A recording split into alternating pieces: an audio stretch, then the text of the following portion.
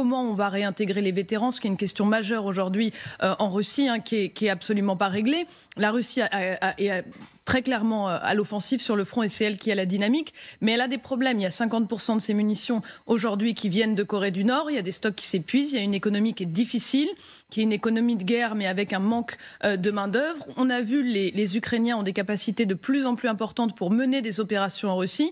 On l'a vu notamment avec, en juin dernier, l'opération Toile d'araignée, qui était très impressionnante, avec des drones emmenés à l'intérieur de la Russie qui vont détruire une partie de l'aviation stratégique. Il y a tout un tas de villes aujourd'hui en Russie où il n'y a plus de réseau téléphonique par intermittence parce que les Russes les coupent. Ils estiment que les Ukrainiens peuvent se servir du réseau pour faire des attaques de drones, etc. Donc il n'y a pas une situation qui est totalement simple.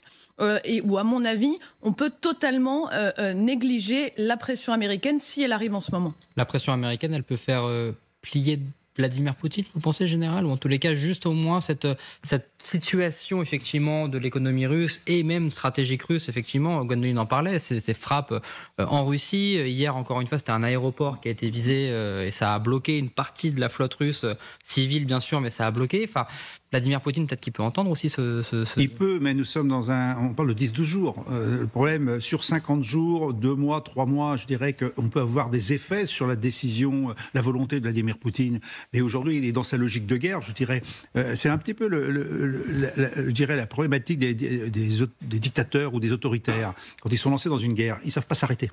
Et en fait, il y avait des opportunités, quand Donald Trump l'a proposé à un moment donné, de s'arrêter et se mettre autour de la table de négociation. Ça, Vladimir Poutine, il est dans sa logique de guerre, terme qu'on utilisait dans le passé. Donc il continue. Il ne se rend pas compte qu'il y a peut-être au moins des signaux oranges, des fois qui soient rouges, qui pourraient quand même le perturber avec tout ce qu'on vient d'évoquer effectivement sur la situation en Russie. Mais je persiste ici en disant que 10-12 jours, pour moi, ça ne veut rien dire.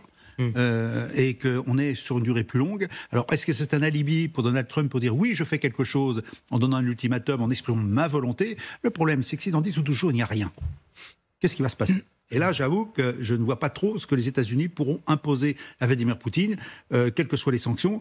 Ce n'est pas la lutte contre la flotte fantôme qui changera grand-chose, sauf si la marine américaine commence à intercepter des navires qui transportent du pétrole. Mais là, on est dans une situation de guerre. Donc, est-ce que les États-Unis sont prêts à aller en guerre contre la Russie? Je n'y crois pas. Donc, on revient à des sanctions économiques plutôt simples, des interdictions de séjourner sur le territoire américain pour certaines personnalités. Mais je vois mal comment Vladimir Poutine pourrait être sensible à des arguments de sanctions de la part de Donald Trump. Et ben justement, général, je vais poser la question à Belik Nabli. Bonjour, vous êtes professeur de droit et consultant international au cabinet Lysias. Justement, quelle menace de Donald Trump? Parce que 10 à 12 jours, effectivement, on se pose la question de ce qu'il peut faire. Alors lui, il évoque des droits de douane, des droits de douane secondaires aussi sur des pays qui consomment russes, en tout cas, on parle de pétrole, on parle de gaz. Qu'est-ce qu'on peut attendre justement de cette menace qui serait peut-être mise à l'exécution de la part de Trump? Moi, je dirais que la question, elle devrait être posée d'abord et avant tout au président Trump. Moi, ce qui me surprend, c'est qu'il se met dans des postures où forcément il se retrouve en situation de faiblesse, parce qu'il ne peut pas décider à la place du président russe, premièrement. Deuxièmement, c'est pas la première fois qu'il dresse un calendrier, qu'il s'avance, qu'il s'engage même. Rappelez-vous, durant la campagne présidentielle elle-même, il avait déjà parlé de sa capacité à résoudre le conflit russo-ukrainien en 24 heures, si mes souvenirs sont bons. Depuis son élection, on ne peut pas dire qu'il ait fait la démonstration de cette capacité à trouver une solution même partielle ou voire définitive à ce conflit. Donc cette manière de prendre autant de risques politiques et diplomatiques de sa part, je ne me l'explique pas. Après un certain nombre de mois déjà d'exercice du pouvoir, parce que, in fine, c'est lui qui se retrouve en position de faiblesse. Vladimir Poutine, lui, ne s'est jamais engagé vis-à-vis du président Trump, même s'il a toujours affiché également une relation plutôt amicale.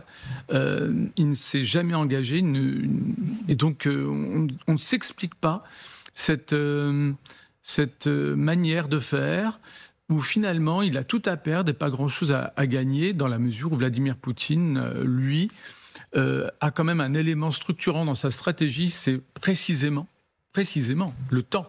Le temps joue en faveur de la Russie dans la guerre face à l'Ukraine, du point de vue tant militaire que diplomatique.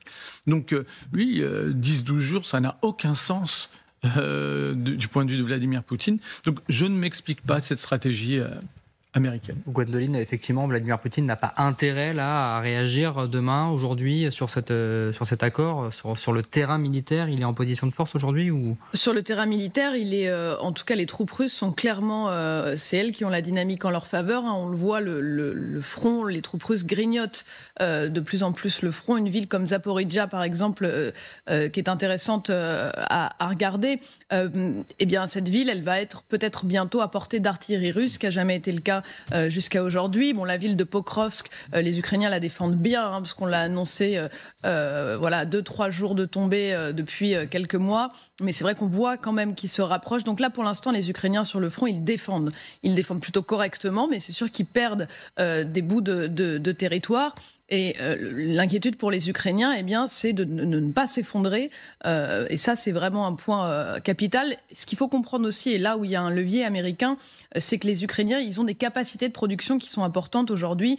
Au début de la guerre, les Ukrainiens produisaient absolument pas de drones. Aujourd'hui, c'est 1,5 million environ. Ils veulent arriver à 4 millions. Et j'en parlais avec un conseiller de Zelensky qui disait ce qui est très douloureux pour nous, c'est qu'on a les capacités de production, on a les pièces, on a les composants. C'est pas facile, mais on les a. On a la capacité à produire. En revanche, on n'a pas assez de financement pour produire tout l'armement qu'on pourrait envoyer sur la ligne de front. Donc ça, il y a une grosse demande ukrainienne là-dessus. Et si ça montait vraiment